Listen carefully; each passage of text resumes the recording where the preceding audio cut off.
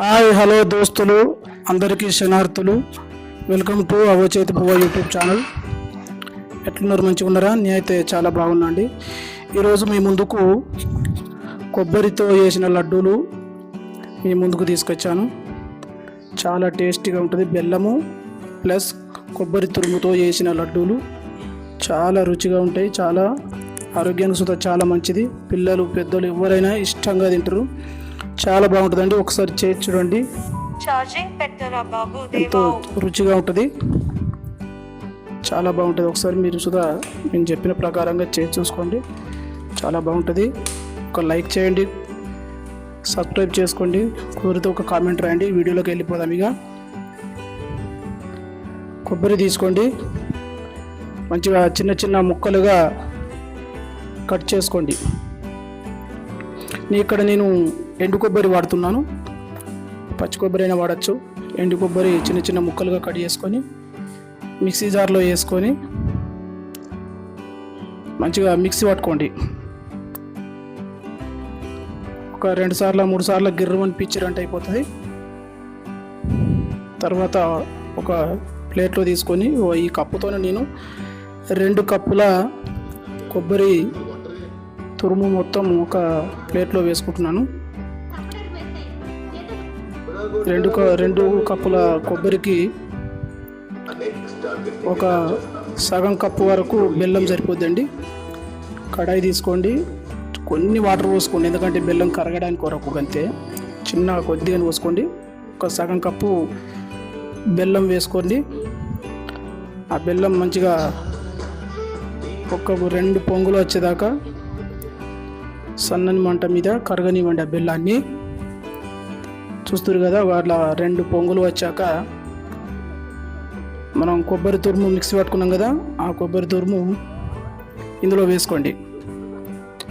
ఇందులో వేసుకొని మంచిగా మిక్స్ చేసుకోండి. చాలా టేస్టీగా ఉంటుందండి. మంచిగా ఆరోగ్యం సుధా చాలా మంచిది.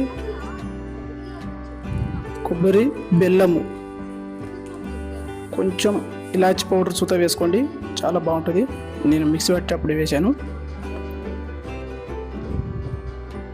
ఓకే ఫ్రెండ్స్, మా ఛానల్ కొత్తగా చూస్తున్నట్టుగైతే ఒక లైక్ చేసుకోండి, సబ్స్క్రైబ్ చేయండి, కుదిరితే ఒక కామెంట్ రాయండి. ఫ్రెండ్స్, ఇందులో కొంచెం అంతా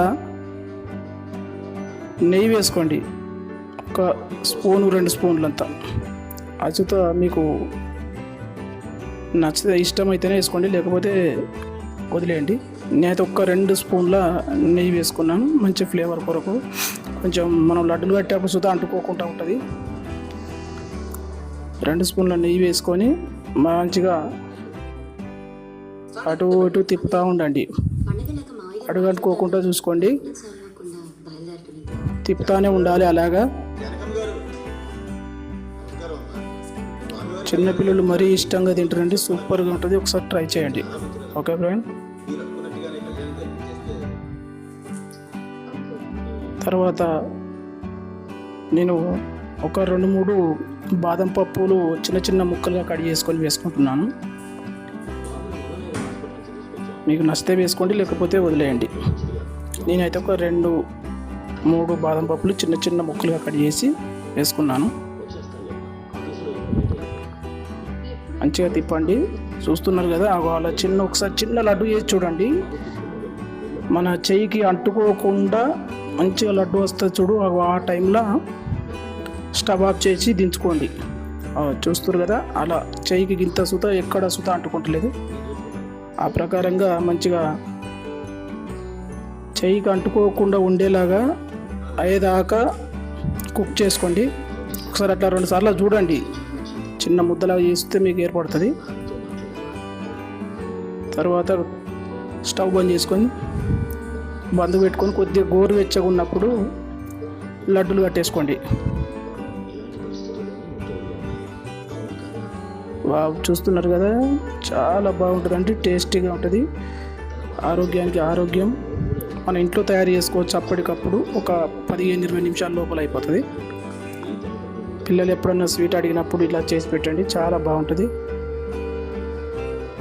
ఓకే ఫ్రెండ్స్, థ్యాంక్ యూ. మా ఛానల్ను సబ్స్క్రైబ్ చేసుకోండి, లైక్ చేయండి, కుదిరితే ఒక కామెంట్ రాయండి. Okay, thank you friends. అందరికీ ధన్యవాదాలు మా వీడియోని చూస్తున్నందుకు. మాది కొత్త ఛానల్ కాబట్టి కొంచెం సపోర్ట్ చేయండి, లైక్ చేయండి, సబ్స్క్రైబ్ చేసుకోండి, కుదిరితే ఒక కామెంట్ రాయండి. Thank you friends. ఓకే, ఇలా మేము చేసినట్టుగా చేసి చూడండి, చాలా బాగుంటుంది, సూపర్గా ఉంటుందండి. టేస్ట్ ఉంటుంది, హెల్తీగా మన ఇంట్లోనే కదా. Okay, thank you friends.